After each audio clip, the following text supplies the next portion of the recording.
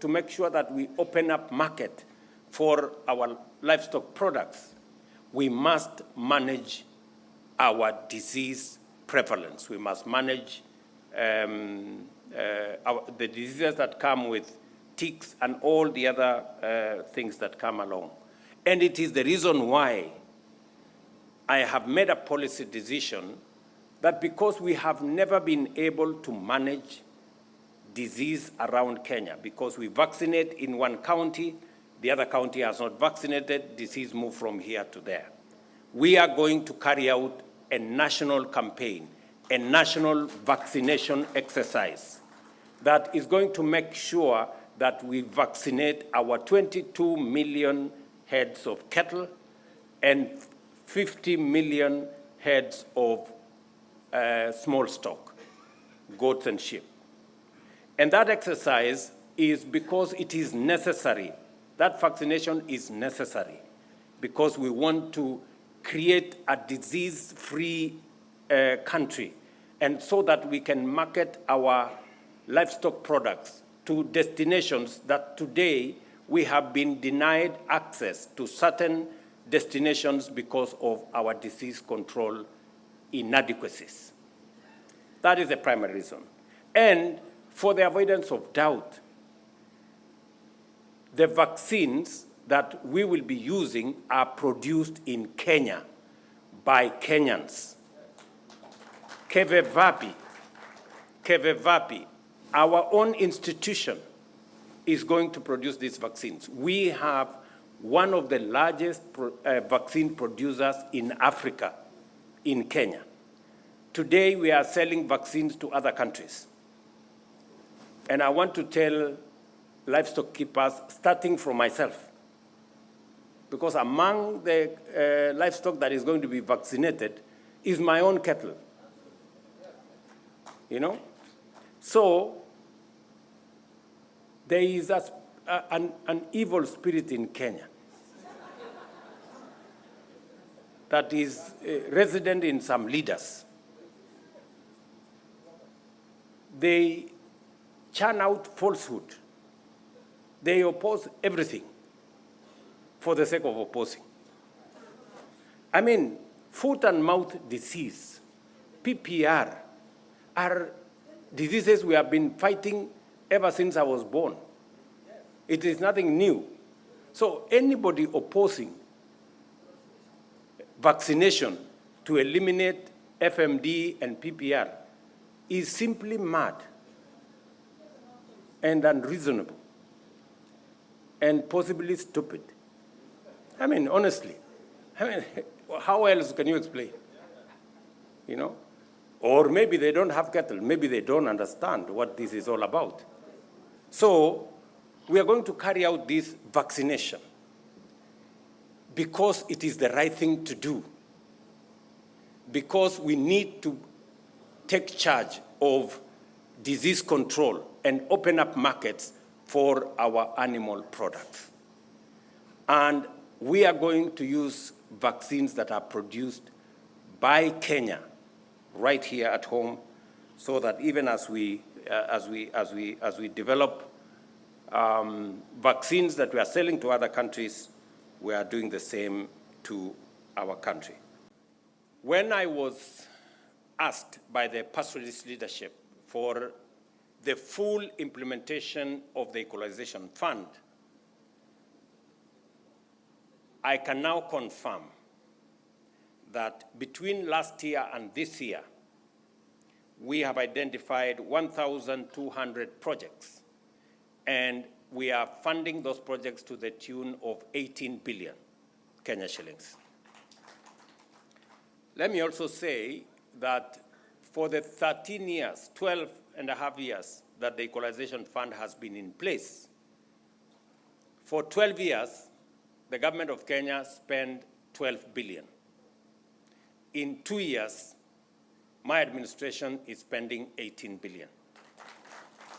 And I want to commit that in the next 6 years, by God's grace, we're going to make sure that no shilling that was meant for equalization is lost. We are going to make sure that every shilling is accounted for, and if there will be need for us to extend the time for this equalization fund, we will, to make sure that we ultimately make sure that this project is done properly.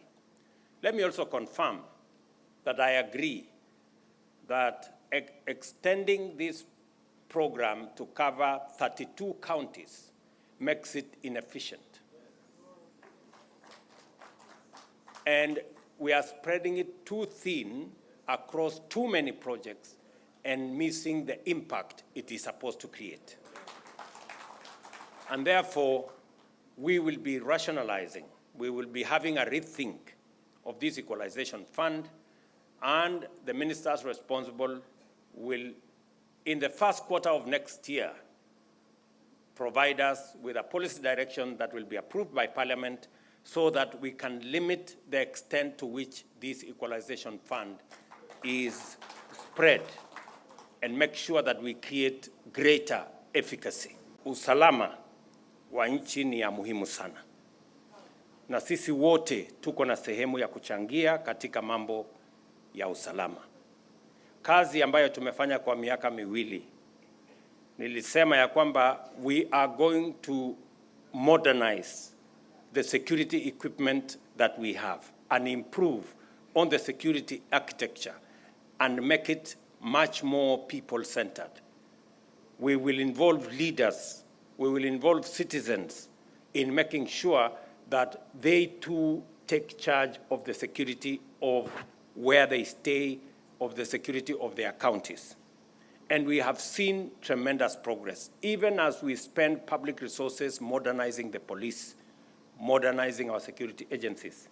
And we are spending close to 20 billion shillings to modernize the equipment and the facilities and the capabilities that are available to our policemen and women so that they can improve on our security. But we must also realize that this security is also a matter for each and every one of us. But as I committed, we need to silence those who are shooting everywhere. And I am very happy that the last 2 years we have reduced on conflict, we have reduced on cattle rustling, we have reduced on insecurity generally, but there is still a lot of work to be done. And I need the support, the collaboration, the partnership of all leaders, together with the security agencies, so that we can take charge of the security of our country. I also committed that we are going to eliminate the old story of vetting because it discriminated on some Kenyans. Today, our constitution and the law gives us the opportunity to make refugees Kenyans. Now, if we can make refugees Kenyans, what business do we have asking questions about other Kenyans and whether they are Kenyans or not? And it is the reason why I made the policy decision to get rid of this thing called vetting, because in any case, it was not based on any law. It was just an administrative issue. And that gives all of us the opportunity to be the people that we should be, people of one country and one citizenship. Going forward, it is indeed our place as a country to work together, to find common ground on things that are of national interest to the Republic of Kenya. It is the reason why I am working with the former Prime Minister. It is the reason why I have reached out to the former President. It is the reason why I will reach out to all other leaders so that we can fashion a country that all of us believe in, a country that we can all have a stake in and participate in its full, in realizing our full potential as a country. We must continuously build bridges instead of erecting barriers. We must always find it to create more synergy as we move forward. And I appreciate the leadership of many other groups and teams and sections as we work together in this common project called Kenya. It is not an individual program, it's not a personal project, it is a collective effort. And I appreciate that Professor Anyang' Nyong'o is in our midst to represent the former Prime Minister and to confirm that the former Prime Minister is somewhere in West Africa because he is our candidate for the Africa Union Commission Chair. And collectively, our support is necessary so that we can use his talent, his expertise, his knowledge to drive the African agenda, because Kenya cannot succeed if Africa fails. We need a successful Africa to have a thriving Kenya. We must continuously work together, persuade one another, even when there are misunderstandings here and there. We must continuously inform, we must continuously engage so that everybody can come on board as we implement these transformative projects, whether it is our savings culture, whether it is our education infrastructure and system, whether it is our health programs, or whether it is our infrastructure programs coming from housing to water to roads. We must all continuously work together in that space. And let me confirm to the people of this county and to the pastoralist community that I signed into law the water bill, I think 2 weeks ago, that now provides a bigger framework for matters to do with water harvesting, matters to do with water storage, as we look into the future, because to unlock the potential of our arid and semi-arid areas, water harvesting, water storage, water management is going to form a big and substantial part of unlocking the potential of this region. And that is why it is important for us to have a new policy framework and a legal regime that is going to support the process of our water management.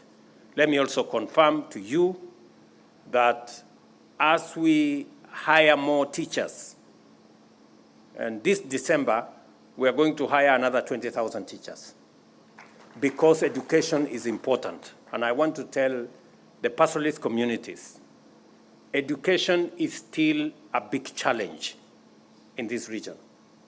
And leaders, pastoralist leaders to be specific, must mind about the education of the children of pastoralists as we do for the children of Kenya.